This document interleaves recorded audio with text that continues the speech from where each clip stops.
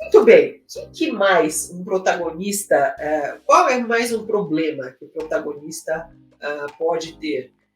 Tem um que é bastante. É um pouco mais sutil, não é tão óbvio, mas acontece também. Que é o protagonista não ser visto, não ser visto pelos olhos dos outros personagens, inclusive do antagonista. Que veja, o seu protagonista, tudo bem, ele é o centro da sua história, mas ele provoca a reação dos outros. Então é legal se você mostra o que ele desperta, por que ele tem um antagonista, ou ela? Por que tem uma pessoa que está ali conflitando com aquele personagem?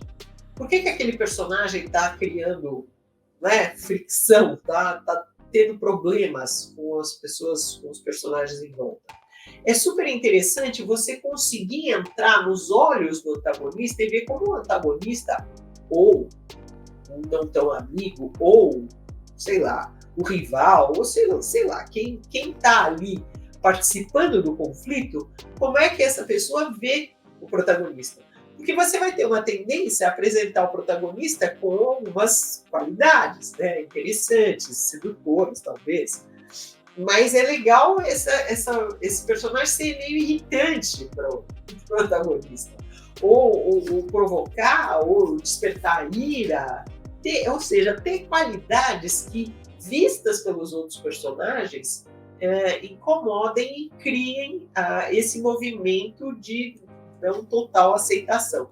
Isso, quando você coloca isso, quer dizer, a gente consegue ver como é que os outros personagens estão vendo o protagonista, não só como o narrador está apresentando para a gente cria níveis na história. Se você não faz isso, pode, de repente, ficar uma coisa muito simples. Então, esse é um jeito de aumentar o interesse da história. Diga-se. E, Laura, aqui nós temos mais Emer. Superchat do Emer, grande Emer. Fala, Esse é o livro, essa nova versão do livro está entrando em gráfico, hein? Muito bem, ó, ele está perguntando aqui, para saber se você já cruzou com um personagem bem construído, é aquele que surge na mente das pessoas em momentos inesperados? Aquela lembrança vupt? Esse é um bom sinal, né, Emer? Em geral, é um bom casamento, é do personagem com um conflito interessante. Nossa, isso pega muito na memória da gente, né? Quando a gente fica assim, putz, nossa, essa situação desse personagem, uau! E aí, de repente, você lembra, realmente. Você lembra, nossa!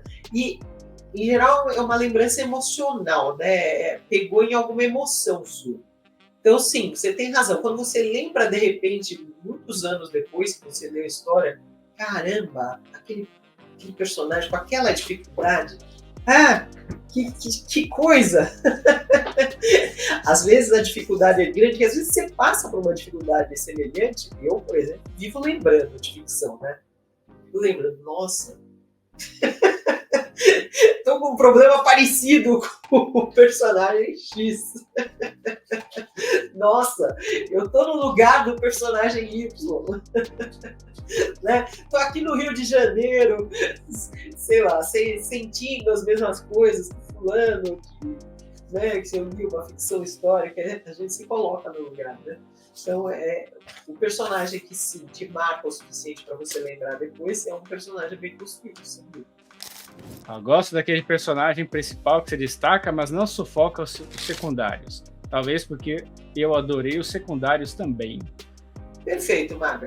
Perfeito.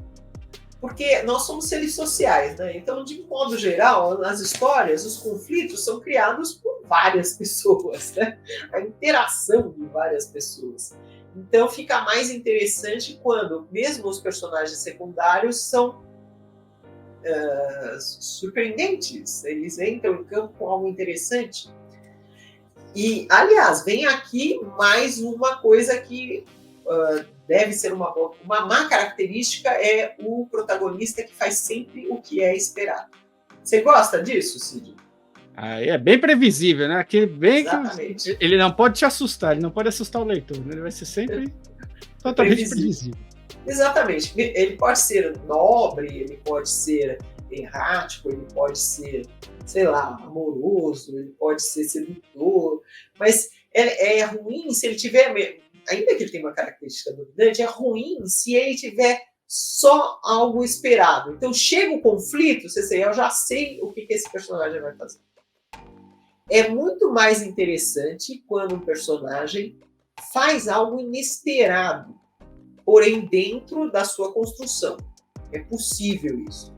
Então é um personagem sedutor, mas ele tem momentos de recolhimento, que não quer falar com ninguém, que fica todo virado, e que, sei lá, fica todo áspero. Aí no momento chave, em vez de ser sedutor, ele dá umas patadas, que dá tudo errado. Então é mais interessante isso. Quer dizer, o personagem tem várias características, as características serem conflitantes, e na hora do vamos ver, você não saber o que o personagem vai fazer. E fazer ele ou ela fazer algo inesperado. E isso é interessante. Fazer sempre o esperado, não. O personagem que está lá naquele modelinho, sempre produz, né? Sempre X, sempre Y, né? não dá em boas histórias. Gente, aqui eu estou falando tanto ficção de gênero como ficção literária, tá? Bem literária. Esse é o tipo de coisa que não dá. Um personagem muito esperável, né? Tá delineado o perfil e sempre age daquele jeito. Acho que costuma ser chato. O que você pensa sobre personagens clichês? Seria uma fórmula batida que sempre dá certo? É um perigo, O personagem clichê é um perigo justamente por aquilo que eu estava dizendo, ou seja, dele ser previsível. Então, o clichê do personagem nobre, ou do personagem ansioso, ou do personagem... preencha aqui com o que você quiser, né? O personagem que é muito característico de X jeito, você acha que ele vai agir de X maneira. Aí, se ele pega e age dessa X maneira, deixa a história muito previsível. Então, é um perigo. Você pode até usar um pouquinho de clichê. As histórias românticas, por exemplo, elas, né, têm clichê. Mas você tem que jogar um charminho, um temperinho, para disfarçar um pouco. Então o cara pode ser lindo, rico, maravilhoso, mas ele tem que ter alguma coisinha, né, para dar um interessezinho. Ele tem que ter uns defeitinhos, ele tem que ter alguma coisa para tornar a história interessante, por exemplo, né?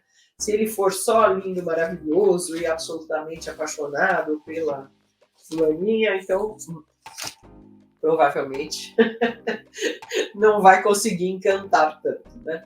Então, gente, o protagonista precisa ter, dentro da personalidade, características conflitantes, tá? Então, não pode ser muito redondinho. Tem que ter... um dia é corajoso, outro dia nem tanto. Começa a vida super animado, mas depois tem um ataque de depressão, sei lá. Ter variações dentro do mesmo personagem. E aí fica um personagem mais crível, mais interessante, que atrai mais atenção para o leitor acompanhar. Um personagem só de X características, todas arrumadinhas, entendi um pouco, né? Tem o Cal aqui fazendo a pergunta que eu achei legal pra gente ver aqui. Meus personagens têm característica de outras pessoas reais que passaram pela minha vida. Tenho medo de alguém perceber uma certa semelhança e me processar. Não, as pessoas não processam por se verem numa obra de ficção. Não. É só você não botar uma característica assim que realmente mostre quem é. Né? Mas se você me der uma pequena mudada, você já pode dizer, não, isso aí é ficção. Posso até ter me inspirado. Você pode até falar assim, não se dê tanta importância. Não, mas não é você. Eu não estou falando de você. Você está se achando demais. Não se dê tanta importância. Tem a sabedoria, Cal, de qualquer forma, de fazer isso mesmo com a cabeça. Você tem um amigo ruivo, então você, né, pessoas ruivas, por exemplo, são raras. E se esse seu amigo ruivo é um engenheiro aeroespacial, aí realmente você vai ficar com problemas. São duas características muito incomuns. Aí você pega esse seu amigo ruivo, que é engenheiro aeroespacial, e você põe ele roubando sei lá, a herança da namorada, por exemplo, ou algo assim, bem dramático, pode ser que você perca a amizade. Ninguém vai te processar, mas pode ser que você perca a amizade, né? Mas, então é interessante, você muda alguma coisa. Então, o seu amigo ruivo, você não faz ele engenheiro, você faz ele, sei lá, especialista em marketing digital. Pronto, já não é. Né? Ou você faz ele, em vez de ruivo, você faz ele careca, que é algo super comum, tem bastante, então, né, não fica tanto a característica daquele. Mas aí você pode usar os conflitos internos para o seu personagem, sim. Olha, o Nathan Arias está fazendo uma pergunta. Lê aí, Cid. Laura, os protagonistas que são escolhidos principalmente pelo seu ponto de vista único. Tipo em um conto de Aya, a protagonista não faz efetivamente nada, mas ela traz uma visão ímpar para aquele mundo. Nathan, é um risco você escolher um protagonista que não faz as coisas e só observa. As coisas observadas têm que ser muito interessantes. De modo geral, é legal o próprio ou a própria protagonista passar pelo conflito. E ser muito ativa, ser peça importantíssima na resolução do conflito. Ou não, né? Na desgraceira que por acaso aconteça. Apenas observador é um pouco... Tudo bem, tem história que é construída assim mesmo. Mas é um risco.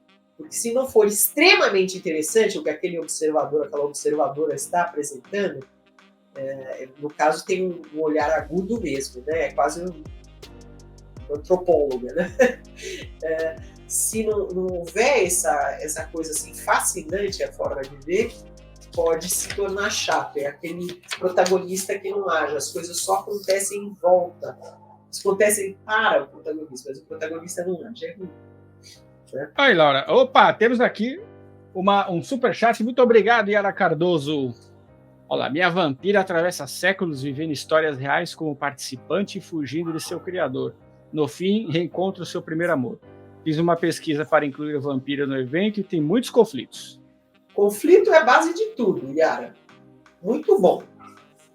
Vampira, assim, a gente já viu, né, vários vampiros atravessando os séculos, então você vai ter que criar uma coisa interessante. Mas pense bastante nos conflitos, tá?